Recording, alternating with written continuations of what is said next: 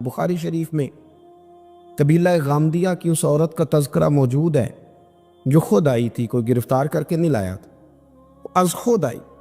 احساس پیدا ہو گیا نا گناہ کا۔ یہاں بہت ساری غلطیاں کر کے بھی لوگ جب اپنی بات کرتے ہیں تو کہتے ہیں کبھی یاد تو نہیں کسی کے ساتھ زیادتی کی ہو، یاد تو نہیں کبھی کسی کا، بھئی آپ نے اتنے بڑے ولی ہونے کا دعویٰ کر دیے۔ انسان تو انسان رہتا ہے۔ بڑے بڑے لوگ کہہ گئے کہ یا اللہ اگر انجانے میں بھی بھول گئے ہیں تو ہم سے درگزر فرما، لیکن جب ہم تیار ہی نہیں ماننے کو۔ حضرت انس بن مالک کہتے ہیں وہ خاتون آئی، کوئی پکڑ کے نہیں لایا، کسی 14 دنوں کے ریمانڈ پہ نہیں اسے منوایا گیا، اسے وہ خود بخود آئی، اور کریم محبوب علیہ السلام کے سامنے جب وہ کھڑی ہوئی تو اتنے درد سے میں نے کم لوگ روتے دیکھے ہیں جس درد سے وہ روئی۔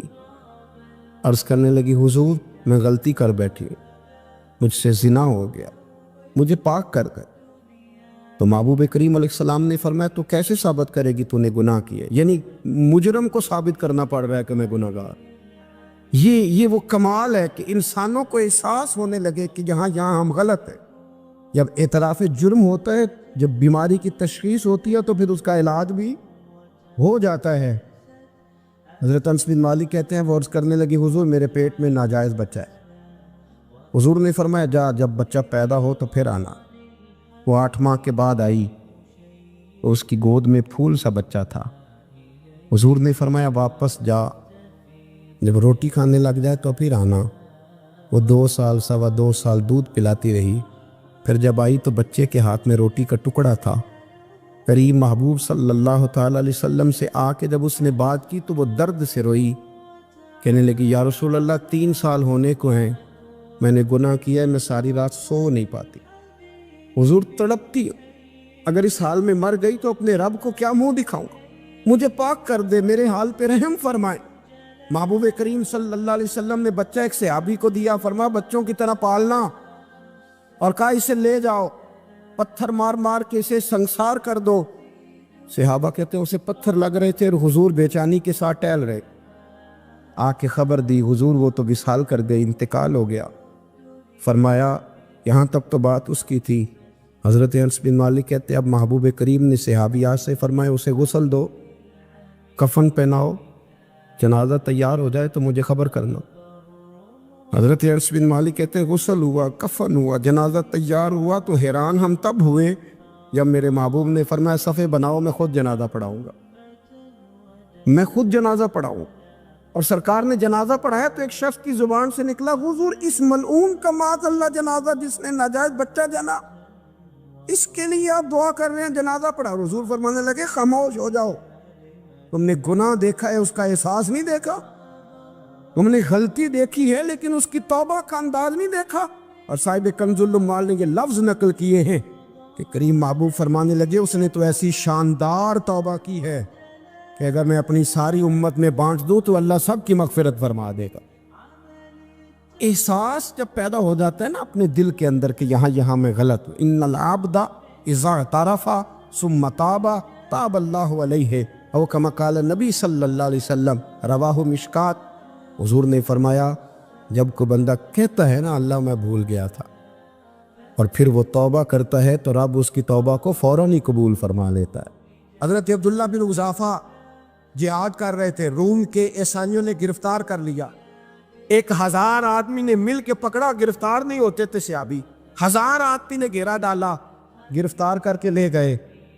اور جب بادشاہ کے سامنے گئے تو وزیر کہنے لگا بادشاہ بندہ بڑے کام کا ہے، اگر ہمارے قابو آ گیا تو فائدہ دے گا، صحابی ہیں حضرت عبداللہ بن حذافہ، حضرت فاروق اعظم کا زمانہ ہے، اگر قابو آ گیا تو فائدہ دے گا۔ بادشاہ کہنے لگا کیوں، کیا خوبی ہے؟ کہنے لگے ہم 1000 آدمی تھے، یہ اکیلا قابو نہیں آ رہا، تو 1000 آدمی تھے، اگر ہماری فوج میں شامل ہو گیا تو بہت بڑا جرنیل ملے گا۔ بادشاہ کہنے لگا کوئی مسئلہ نہیں، 2-3 چیزیں ہوتی ہیں بندے کو خریدنے کے لیے، خرید لیتے۔ بادشاہ کہنے لگا عبداللہ جتنی دولت تجھے چاہیے میں تجھے دے دیتا ہوں، میرے لشکر میں آ جا، معاذ اللہ اسلام چھوڑ دے۔ حضرت عبداللہ بن حذافہ کیا فرماتے ہیں بڑا تو بیوقوف ہے، میں نے دولت کمانی ہوتی تو مدینے میں بیٹھ کے تجارت کرتا، میں دولت کمانے نہیں نکلا، میں تو رسول اللہ کی رضا کمانے کے لیے نکلا ہوا ہوں۔ دولت کمانی ہوتی تو کسی مارکیٹ میں ہوتا، میدان میں آنا تھا۔ شہادت ہے مطلوب مقصود مومن، نہ مال غنیمت نہ کشور کشائی۔ یہ دولت تو لونڈی ہے رسول اللہ کے دروازے کی، جو تو پیچھے پیچھے پھرتی ہے نبی پاک کے غلاموں۔ یہ کمانی ہوتی تو میں کسی مارکیٹ میں ہوتا، میدان میں تھوڑا ہوتا۔ عبداللہ بن حذافہ سے دوسری چال چلی۔ کہنے لگے میاں عہدہ جو تجھے چاہیے، میں بادشاہ ہوں، میرے نیچے جو عہدہ تو کہے گا وہ تجھے مل جائے گا۔ حضرت عبداللہ بن حذافہ کہنے لگے شاید تجھے پتہ نہیں میری تعریف کیا ہے، شاید تو جانتا نہیں میری تعریف کیا ہے۔ کہا صاحب کی کیا تعریف ہے؟ کہنے لگے میں رسول اللہ کا صحابی ہوں، اور کائنات میں سب سے بڑا عہدہ مصطفیٰ کے صحابی ہونے کا عہدہ ہے۔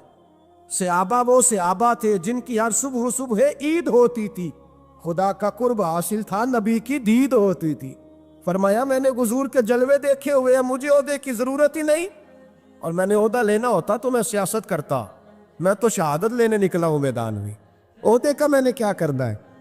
اب بادشاہ کہنے لگا اسے قتل کر دو۔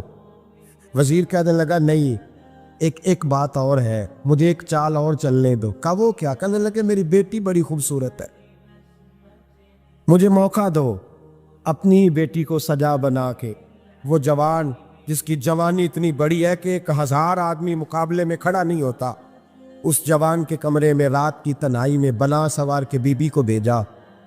وہ بی بی کہتی ہے میں ساری رات بن سور کے اس صحابی کے کمرے میں بیٹھی رہی، لیکن یہ کیا شخص تھا، ساری رات ہی مصلے پہ بیٹھا رہا، ساری رات ہی۔ کچھ دیر تھک جاتا تو یہ کریم رسول پہ درود پڑھنا شروع کر دیتا۔ بی بی کہتی ہے سحری ہو گئی تو میں نے چھو کے دیکھا کہ انسان ہے کہ جن ہے، یہ بندہ ہے کہ فرشتہ ہے، چھو کے دیکھا۔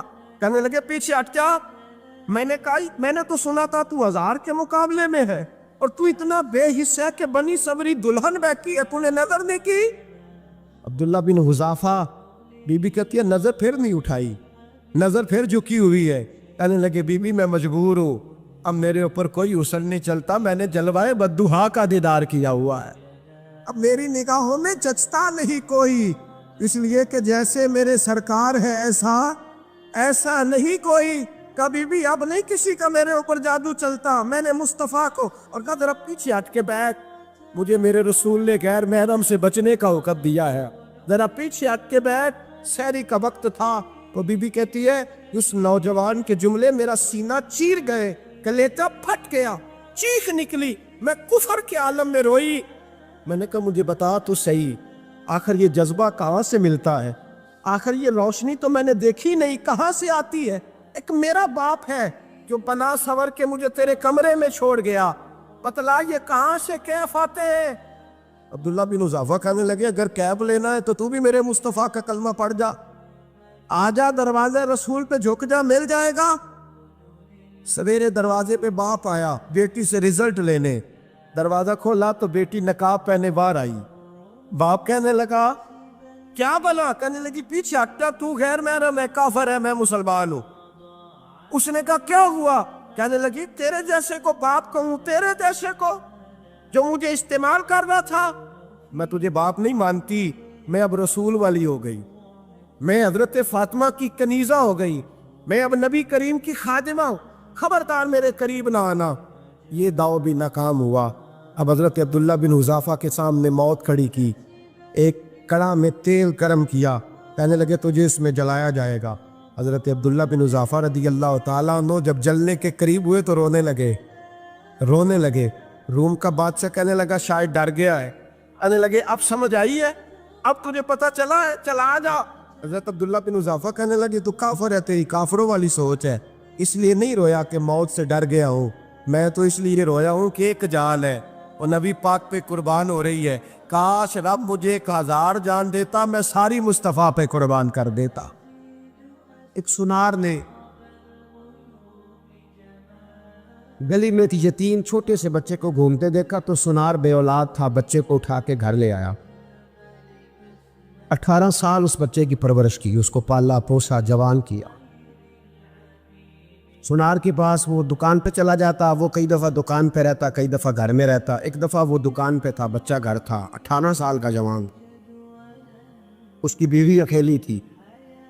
وہ جس نے ماں بن کے پالا تھا اس نے اسی پہ حملہ کر دیا، اس کا بازو بری نیت سے تھاما۔ بیوی چیخی، تھوڑی دیر گزری تو وہ نوجوان پیروں میں بیٹھ گیا، کہنے لگا اماں پتہ نہیں مجھے کیا ہوا۔ شام کو سنار آیا، بیوی چیخنے لگی، چلانے لگی، کہنے لگی آج عجیب بات ہوئی، جس کو میں نے جگر کا خون دے دے کے پالا اسی نے گندی نظر ڈالی۔ سنار محب حیرت ہے، بیوی کا خیال تھا کہ لات اٹھائے گا، ڈنڈا اٹھائے گا، نوجوان کو مارے گا، لیکن وہ رونے لگ گیا۔ اس نے کہا آج اس نے میرا بازو تھاما ہے، جانے کیا کیا ہے۔ پریشان ہونے لگ گیا، سجدے میں گر گیا، کہا تو بتاتا کیوں نہیں؟ تو وہ سنار کہنے لگا اس کی غلطی نہیں، 18 سال کے بعد آج مجھ پر بھی شیطان سوار ہوا تھا۔ ایک عورت آئی تھی، وہ اپنے بازوؤں میں چوڑیاں پہننا چاہتی تھی تو میں نے بھی گندی نظر سے ہاتھ ڈالا تھا، رب کریم نے مجھے فوراً اس کی سزا دی۔ جن کے گھروں میں بیٹیاں ہوتی ہیں ان کی نظریں گندی نہیں ہوتی، جو بیٹیوں کے باپ ہوتے ہیں، جو بہنوں کے بھائی ہوتے ہیں، ان کی نظریں گندی۔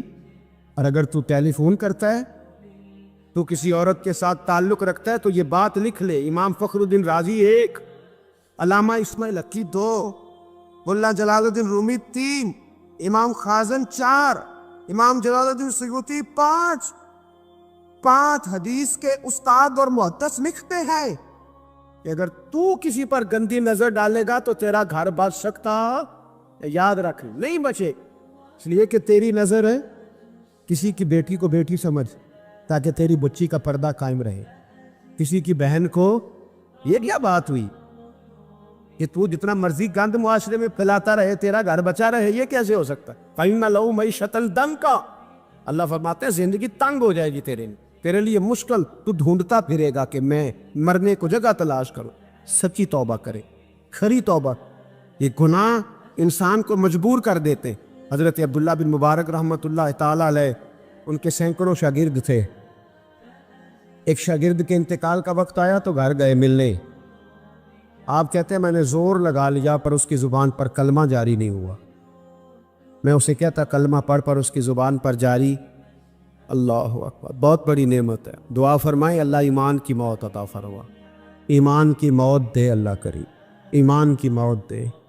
ایسے بھی لوگ دیکھیں ہیں، مسجد نبوی ہے، رسول اللہ کا شہر ہے، سر سجدے میں ہے، روح پرواز کر گئی، روح پر کتنا نصیبوں والا ہے، کتنا نصیبوں والا کہ مسجد نبوی میں سر سجدے میں رکھا ہے، اور اللہ تبارک و تعالیٰ نے محبوب کے قدموں میں موت عطا فرمائی۔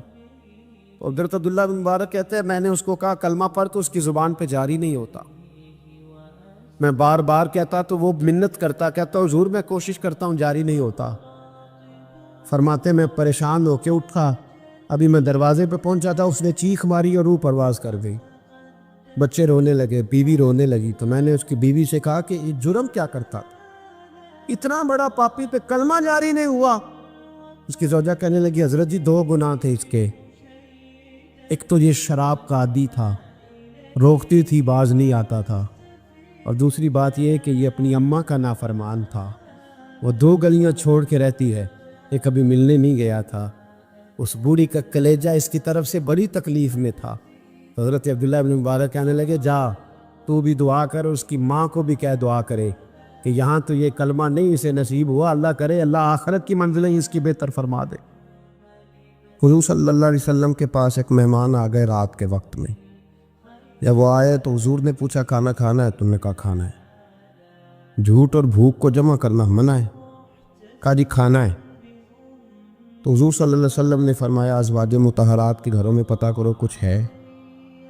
حضرت ام سلمہ کے گھر میں پتہ کیا تو کہا یا رسول اللہ 4 دن سے روٹی نہیں پکی۔ حضرت زینب سے پوچھا تو کہا حضور کئی دن سے چولہا ہی نہیں جلایا۔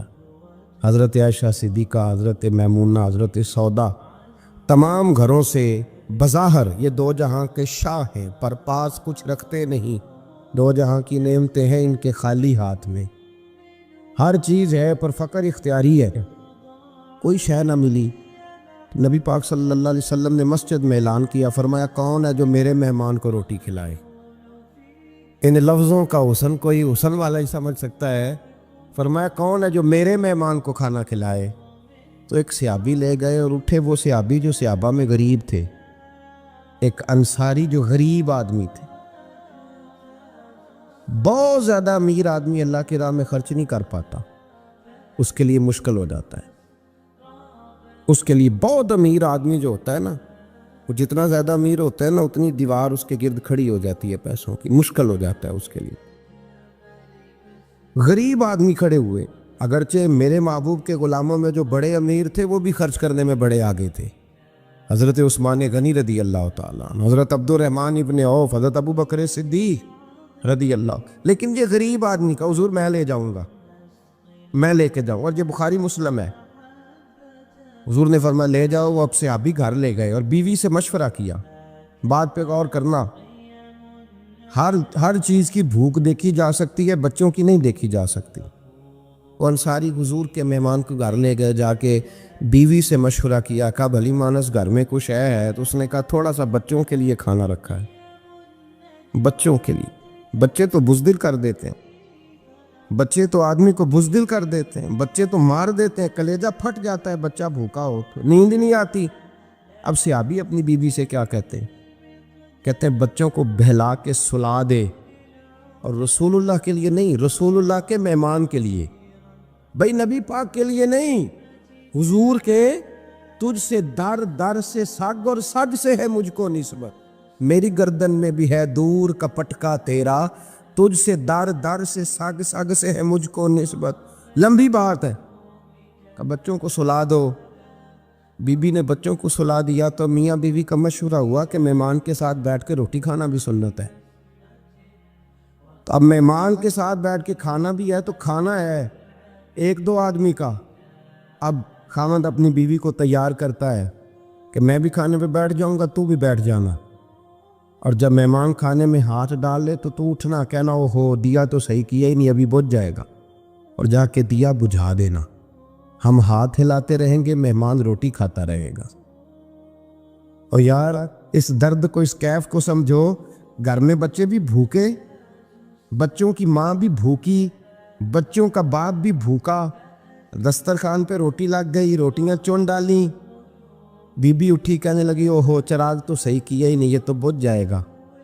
حوصلے مند بی بی جس نے بچے بھوکے سلا دیے، وہ بھوکے سوئے ہوئے بچوں کی بھوکی اماں اٹھی اور اپنے خاوند کی تابع داری میں اٹھی، میں گڈی تے ہتھ ڈور سجن دے، وہ جنج رکھے اونج رہنا ہے، اٹھی اور اس نے نہ دیا ٹھیک کرنے کے بہانے بجھا دیا۔ مہمان روٹی کھاتا رہا اور رسول اللہ کے نوکر قربانی دیتے رہے، وہ روٹی کھا کے سیر ہو کے بستر بچھایا تو سو گیا۔ یہ میاں بیوی ساری رات بچوں کی طرف دیکھتے رہے اور غور کرتے رہے اور راضی رہے کہ ہم نے حضور کا فریضہ نبھایا ہے۔ قربان جاؤں محبوب پہ، بے خبر ہو جو غلاموں سے وہ آقا کیا ہے۔ وہ صحابہ وہ اگر قربانیاں دیتے تھے تو جو اعزاز ملتا تھا وہ بھی بڑا شان والا ہے۔ صحابی کہتے ہیں میں فجر کی نماز پڑھنے مسجد آیا، پہلا قدم رکھا تو میرے کریم بولے، حضور نے فرمایا رات جو تو نے اور تیری بیوی نے عمل کیا ہے خدا کو بھی بڑا پسند آیا ہے، محمد مصطفیٰ کو بھی بڑا پسند ہے۔ اور پھر ایک لفظ اور ہے حدیث میں، ایک روایت میں کچھ جملے اور بھی ہیں۔ حضور نے فرمایا جب تو اور تیری بیوی رات مہمان کے ساتھ احسار کر رہے تھے نا، تو عرش کا مالک تمہیں مسکرا کے دیکھ رہا تھا، رب تمہیں دیکھ کے مسکرا رہا تھا، رب تمہیں دیکھ کے مسکرا، تر بامنی پہ شیخ ہماری نہ جائیے، ہم دامن نچوڑ دیں تو فرشتے وضو کریں۔ اور میں وہ مسکرا رہا تھا کہ میرے بندے میرے رسول کی رضا کے لیے کیا کر رہے ہیں۔ اور صاحب دیکھو، نبی پاک کے لیے نہیں، خاندان کے لیے نہیں، خاندان نبوت کے لیے نہیں، حضور کے نہ سمجھے یار، اس پہلو کو سمجھے۔ نبی پاک کے بریلی کے امام بول پڑے، فرمانے لگے تجھ سے در سے سگ سے ہے مجھ کو نسبت، تجھ سے در سے سگ کتے کو کہتے ہیں فارسی میں۔ فرماتے ہیں محبوب تیرا دروازہ اور دروازے پہ کتا، اور کتے کے پاس میں بیٹھا ہوں، چلو کتے کے پاس تو بیٹھا ہوں نا، میری گردن میں بھی کوئی تو پٹکا آیا ہی ہے نا، تجھ سے در سے سگ اور سگ سے ہے مجھ کو نسبت، چلو میری گردن میں بھی ہے دور کا پٹکا تیرا۔ قرآن مجید بول اٹھا، رب کریم نے فرمایا حبیب یہ تیرے غلام وہ ہیں کہ وَيُكْسِرُونَ عَلَىٰ أَنفُسِهِمْ وَلَوْ كَانَ بِهِمْ خَصَاصَةٌ، فرمایا ان کا حال یہ ہے کہ جس چیز کی شدید حاجت ہوتی ہے وہ بھی اپنے بھائیوں پہ قربان کر دیتے، وہ دے دیتے ہیں تیرے نام پہ، جب مکے والے مدینے آئے انصار مدینہ تو میرے مصطفیٰ کریم نے فرمایا نہ تمہاری نسلیں ایک ہیں نہ قبیلے ایک ہیں، لیکن تمہارا نبی ایک ہے، تمہارا رسول ایک، خدا ایک، کتاب ایک، تمہارا میری وجہ سے رشتہ ہے۔ چلو اپنے بھائیوں کے ساتھ احسار کرو، چلو احسار کرو۔ اگر کسی کے 2 مکان تھے تو اس نے ایک اس کو دے دیا جو مکے سے آیا تھا، 2 باغ تھے تو ایک دے دیا، کسی کے پاس ایک تھا تو آدھا بانٹ کے دے دیا، ہر چیز تقسیم کر دی۔ حالات بدل جاتے ہیں، حالات بدل جاتے ہیں۔ تلک الایام نداولها بین الناس، اللہ لوگوں کے درمیان دن بدل دیتا ہے، حالات بدل گئے۔ بڑا مال غنیمت آیا، بنو نذیر کا علاقہ فتح ہوا تو میرے رسول پاک صلی اللہ تعالیٰ علیہ وسلم نے انصار مدینہ کو اکٹھا کیا، فرمایا بھئی مال اب بڑا آ گیا ہے۔ 2 باتیں یہاں تو اس طرح کرتے ہیں کہ میں ان کو کہتا ہوں جو مکے سے آئے تھے کہ جتنی تمہاری جائیدادیں باغ انہوں نے لیے ہیں واپس کر دیتے ہیں تمہیں، اور جو مال آیا ہے وہ بھی تم میں سے آدھا آدھا دونوں کے درمیان بانٹ دیتے ہیں، یا جیسے تمہارا دل چاہے تمہارے مال بھی واپس کرتے ہیں، اور جو وہاں سے مال آیا وہ تمہارے بیچ بانٹ دیتے ہیں، یا اگر تم کہو تو یہ مال ان کو دے دیتے ہیں مہاجرین کو، تمہیں تمہارے مال واپس مل جاتے۔ حضور نے پوچھا انصار مدینہ سے، حضرت سعد بن معاذ، سعد بن عبادہ تڑپ کے کھڑے ہوئے، عرض کی محبوبہ میں تو ابو بکر کو جانتا ہی نہیں تھا، حضور مجھے کیا پتا عمر کون ہے، میں کیا جانوں عثمان غنی مولا علی کی عظمتوں کو، محبوبہ میں نے تو تجھے ان کی طرف مسکرا کے دیکھتے ہوئے دیکھا ہے، تیرا جلوہ دیکھا ہے، تجھ سے در در سے ساگ ساگ سے ہے مجھ کو نسبت، یا رسول اللہ صلی اللہ علیہ وسلم ہم سے مشورہ نہ کریں، آپ اس طرح کریں جو جائیدادیں ہم نے انہیں دی ہیں وہ بھی ان کے پاس رہنے دیں، اور جو مال آیا ہے وہ بھی ان میں تقسیم کر دیں، اس لیے کہ ہمیں تو بس اتنا پتہ ہے کہ یہ آپ کے غلام ہیں، آپ کے نوکر ہیں، ہمیں اس سے زیادہ کسی چیز کے کوئی غرض ہے، بس آپ کے غلام ہے، بات ختم ہو گئی۔ حضور خاموش ہو گئے۔ صحابہ کہتے ہیں دیر کے بعد ہم نے کہا فیصلہ ہونا چاہیے، فیصلہ پتہ کیا ہوا؟ حضور نے ہاتھ اٹھائے، کہا اے اللہ میرے مدینے والوں پہ رحم فرما، اے اللہ میرے انصار پہ رحم فرما، اللہ ان کے جذبے قبول فرما۔ بھائی اظہار والی زندگی، وہ کیا بات ہوئی کہ میں نے بڑی قربانی دی ہے، اور جب تک تو قربانی نہیں دیتا تو قدر والا نہیں ہوتا۔ جو چیز قربانی سے حاصل ہوتی ہے اس کی قدر ہوتی ہے، جو چیز مفت میں آ جاتی ہے اس کی کوئی قدر نہیں ہوتی، کوئی قدر نہیں۔ میں اکثر سوچتا ہوں کہ حضرت خواجہ اجمیری کے خلیفے اجمیر میں بھی تو ہونے چاہیے تھے نا، لیکن ان کے خلیفے اجمیر میں نہیں ہوئے، دلی میں ہوئے۔ تو میں سوچتا ہوں دلی والوں کے خلیفے دلی میں ہونے چاہیے، لیکن دلی میں نہیں ہوئے، پاک پتن میں ہوئے۔ تو پاک پتن والوں کے یہاں ہو جاتے، اس لیے کہ قربانی جو دیتا ہے نا، جو دور سے چل کے آتا ہے وہ قربانی کرتا ہے، قربانی دیتا ہے، اس کو قدر زیادہ ہوتی ہے۔ ہم نے کسی شے کے لیے کبھی قربانی نہیں دی، نہ دین کے لیے، نہ قرآن کے لیے، نہ مسجد کے لیے، نہ شیخ کے لیے، نہ طریقت کے لیے، قربانی تو ہے ہی نہیں۔